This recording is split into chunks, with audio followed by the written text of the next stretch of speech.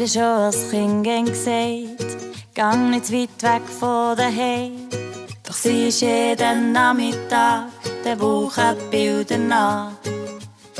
Wenn sie dann viel zu spät heim ist gekommen, hat die Mutter gesagt, es geht nicht so.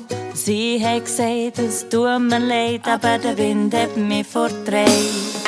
Denn ich bin doch ein Federn im Wind. Ich weiss nicht, was mich hernimmt, was Leben mir noch alles bringt. Denn ich bin doch ein Federn im Wind. Mein Weg, der ist nicht vorbestimmt. Da ging der Tee, wo die Sonne scheint.